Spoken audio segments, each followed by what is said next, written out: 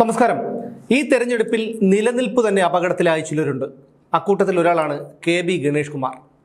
വീണ ജോർജും യു പ്രതിഭയും കോവൂർ കുഞ്ഞുമോനും അടക്കമുള്ള ഒരുപാട് പേർ വേറെയുമുണ്ട് വഴിയാധാരമായവർ. ഗണേഷ് കുമാറിൻ്റെ അഹങ്കാരത്തെപ്പറ്റി നമുക്കെല്ലാവർക്കും അറിയാവുന്ന കാര്യമാണ്.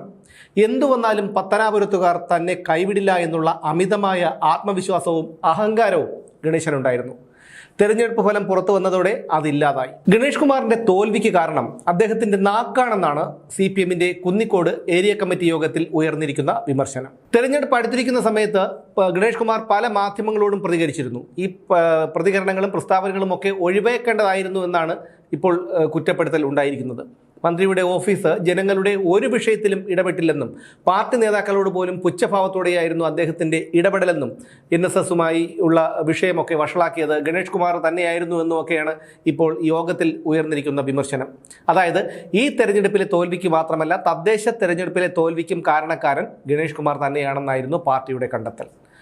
പത്തനാപുരം മണ്ഡലത്തിൽ UDF സ്ഥാനാർത്ഥി ജ്യോതികുമാർ ചാമക്കാല 8310 വോട്ടുകളുടെ ഭൂരിപക്ഷത്തിലാണ് വിജയിച്ചത്. ജനങ്ങൾക്കൊപ്പം ചേർന്നു നിന്നാൽ ഏത് കൊമ്പനെയും മുട്ടുകുത്തിക്കാമെന്നായിരുന്നു വിജയത്തിന് ശേഷം ജ്യോതികുമാർ ചാമക്കാല പ്രതികരിച്ചത്. ജ്യോതികുമാർ ചാമക്കാലയുടെ പ്രവർത്തനങ്ങളെക്കാൾ ഉപരി ഉമ്മൻചാണ്ടി മരണപ്പെട്ടതിനു ശേഷമുള്ള ആദ്യത്തെ നിയമസഭാ തെരഞ്ഞെടുപ്പ് കൂടിയായിരുന്നു ഇത്. ഉമ്മൻചാണ്ടി എന്ന് പറയുമ്പോൾ അദ്ദേഹം കേരളത്തിലെ ജനങ്ങളെ സംബന്ധിച്ചിടത്തോളം ഒരു വികാരമാണ്, നൊമ്പരപ്പെടുത്തുന്ന ഒരു ഓർമ്മയാണ്. ചാണ്ടി ഉമ്മൻ്റെ ചില പ്രസ്താവനകളോട് ഗണേഷ് കുമാർ പ്രതികരിച്ച പരിഹാസ രീതി ജനങ്ങൾക്ക് അറപ്പും അമർഷവും ഉണ്ടാക്കുന്നതുമായിരുന്നു. ഇതെല്ലാം ഗണേഷിന് തിരിച്ചടിയായി.